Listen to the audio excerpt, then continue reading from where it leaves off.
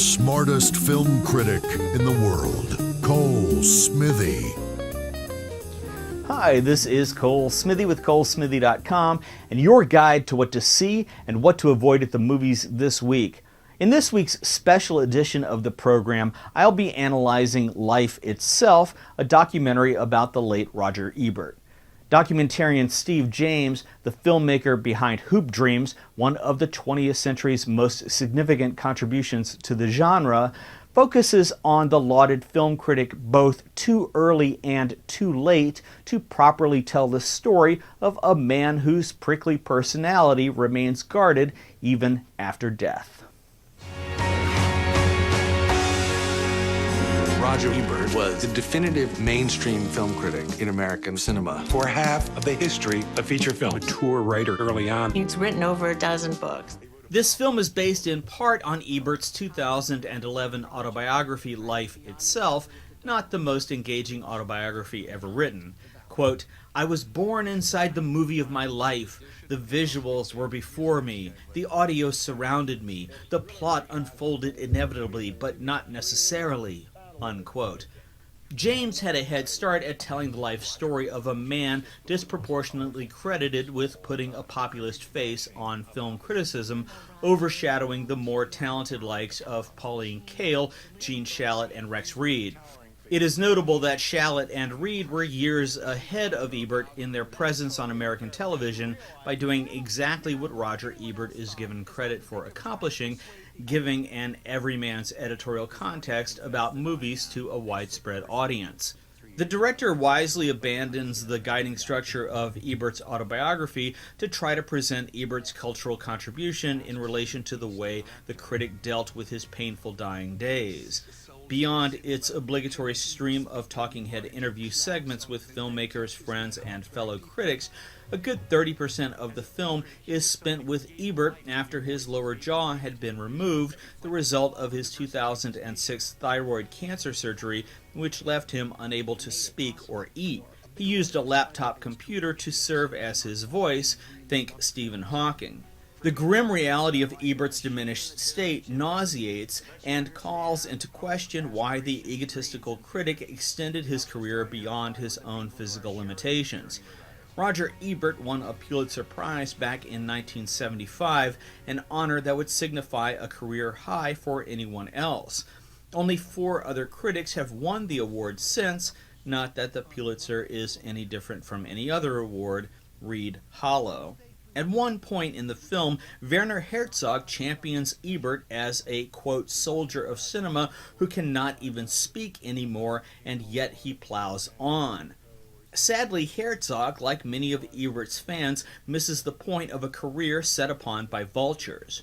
Watching this shell of a man being paraded around to give his signature 2 thumbs up to cameras and fans leaves a bad taste. Couldn't he have better spent his dying days sitting on a beach watching the ebb and flow of the ocean? No, he could not. Why not? A love of film is one thing, but for a film called Life Itself, it raises a question about how the waning days of Roger Ebert's life were spent. No information is given about the web series he put together using other critics or about his legal battles over his show at the movies. The documentary has already incited a predictable knee-jerk round of adulation among critics, but it, much like the stomach-turning continuation of RogerEbert.com past the man's death, is not all it is cracked up to be. A soldier of cinema who cannot even speak anymore, and he plows on, and that touches my heart very deep. He was somebody who gave life to new voices, gave life to new vision. Henry Miller put the condition of an aging successful writer into succinct perspective in his book On Turning 80. Quote, "Success from the worldly standpoint is like the plague for a writer who still has something to say. Now, when he should be enjoying a little leisure, he finds himself more occupied than ever. Now he is the victim of his fans and well-wishers and all those who desire to exploit his name. Now it is a different kind of struggle that one has to wage. The problem now is how to keep time free, how to do only what one wants." Exploiting Roger Ebert's name seems to be high among a number of people's priorities. At a time when Roger Ebert should have been taking life easy, he spent much of his last 3 years in the hospital. He felt pressured to keep on reviewing films, or at least to keep up the illusion of reviewing films. During his final years, his reviews were farmed out to a group of critics only too happy to be writing under the Ebert byline. Roger Ebert was so ill during the making of the documentary, he was unable to write even brief responses to questions that Steve James emailed him, softball questions about such topics as his thoughts on the future of cinema. Herein lies the problem with the movie. It doesn't much build on the autobiography from which it takes its name, nor does it give resonance to the nature of Ebert's critical insights and editorial voice, which ran the gamut from essay to song form in structure. It also doesn't address the noticeable decline in his ability to write. Instead, we get gratuitous clues. Before meeting his wife at the late age of 50, Roger preferred prostitutes to pursuing romantic relationships.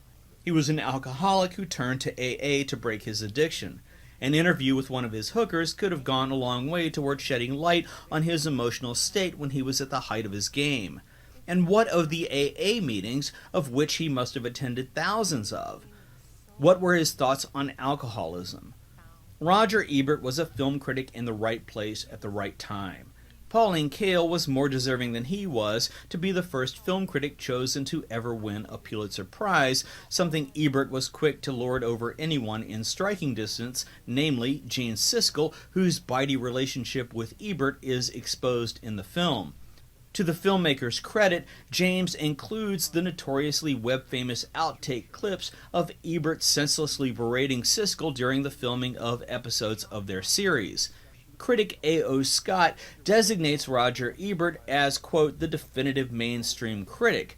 But what of Gene Siskel, without whom Roger Ebert would have been just another critic for a daily newspaper? Surely Siskel deserves credit too. Before his cancer took hold, Roger Ebert was a contentious individual with a chip on his shoulder. As Gene Siskel's wife tells it, Ebert stole a taxi from her when she was 8 months pregnant. If you've never seen the clips of Ebert attempting to bully and humiliate Gene Siskel, you're in for a shock.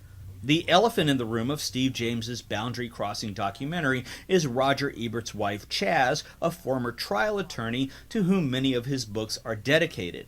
By the end, the movie is as much about Chaz as it is about Roger. At the time of this review, Chaz, a woman who tirelessly supported her husband through the toughest of times, is doing press to promote the film.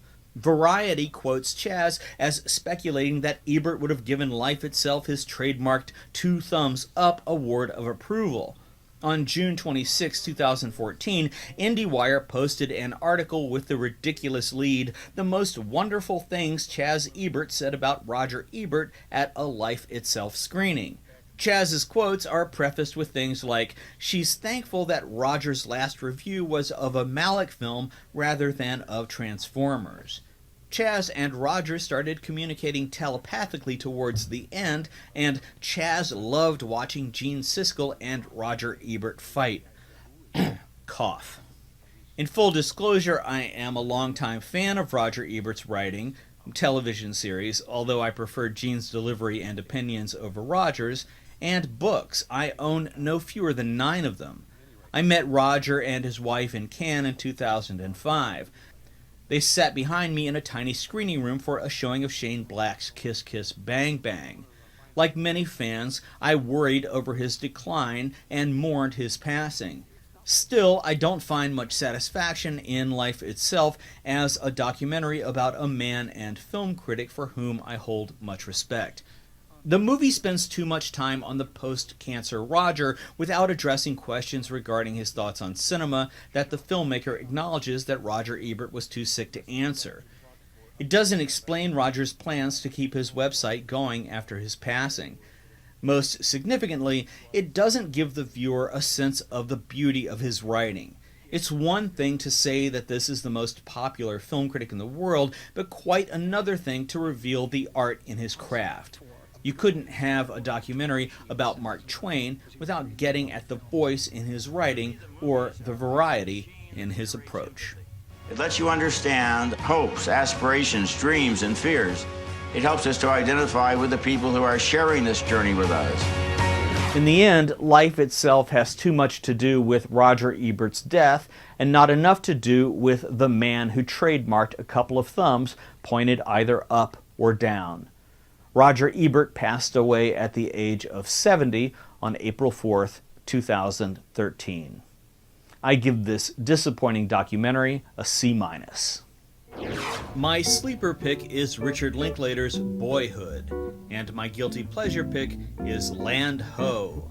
My must-have DVDs are Le Weekend from Music Box Films, The Wipers Times from PBS, and Pleasure or Pain from Kino Lorber. Thanks for watching, and visit ColeSmithy.com for more.